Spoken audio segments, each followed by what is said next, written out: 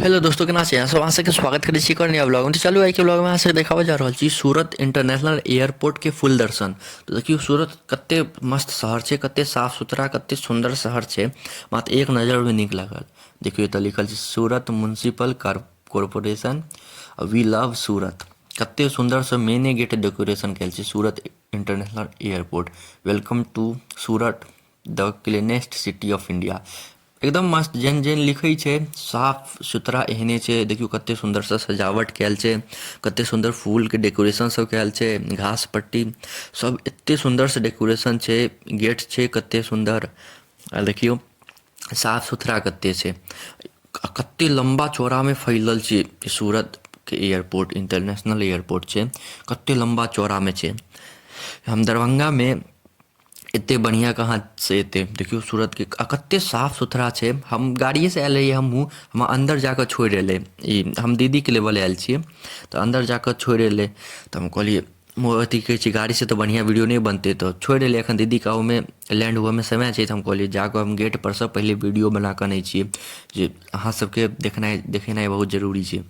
अब गाड़ी में से तो खिड़की में से वीडियो बनबितियै तऽ नहीं बढ़िया बनतै, तेँ हम खास कऽ एते दूर देखियो कते दूर छै, एते दूर हम वापस चलि के लिए अहाँ सबके वीडियो बनाबऽ लेल, जे एते देखियो सुंदर सब सुंदरता सब अहाँ सबके देखाबऽ लेल। शुरू मेने गेट पर कते सुंदर सब छै। आ देखियो कते लंबा चौड़ा छै, हमरा तऽ लगैया 5 किलोमीटर के रेंज में ई पूरा बनल छै। एते भयंकर छै एयरपोर्ट, हमरा तऽ बहुत नीक लागल। ई हम अखन सूरत एलियै, हम दरभंगा में रहै छियै। और दरभंगा से पहले मुजफ्फरपुर गेलियै, मुजफ्फरपुर से सूरत के ट्रेन जर्नी से हम अपन की कहै छै चैनल पर डालने छी। जे सब नहीं देखने हैं आप जाकर जरूर देखो, बहुत मस्त ब्लॉग छै। अखन सब्सक्राइब कऽ के राखू। ओ फर्स्ट छलै, ई सेकेंड ब्लॉग यऽ। एहिके बाद जते घूमबै से सब एहि पर डालैत जायब, तो बहुत मजा आयत। तऽ अहाँ सब सब्सक्राइब कऽ के राखब, बहुत मजा आयत।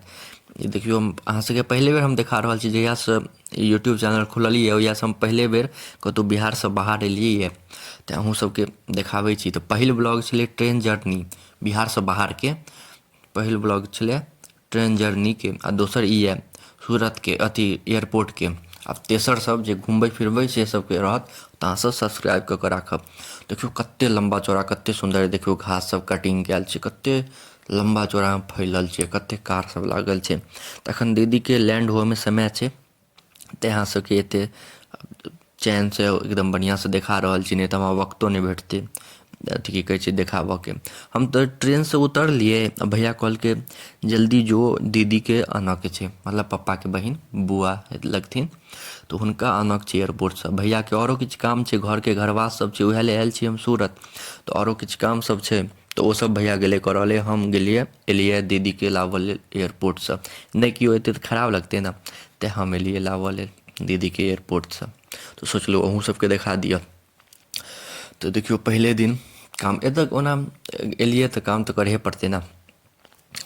तऽ हमरा तऽ की छै, गाड़ी में बैस के एलियै, गाड़ी में बैस कऽ जेबै तऽ बस लेबऽ के छलै।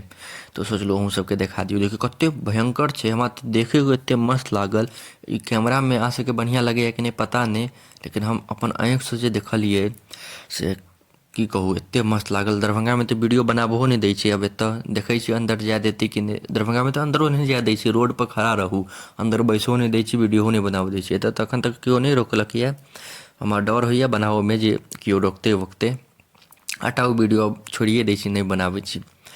तऽ देखियो अब दीदी के लैंड भऽ गेल छै, फोन केलखिन, आब ओ एथिन बाहर, कहलखिन हम बाहर आबि रहल छी।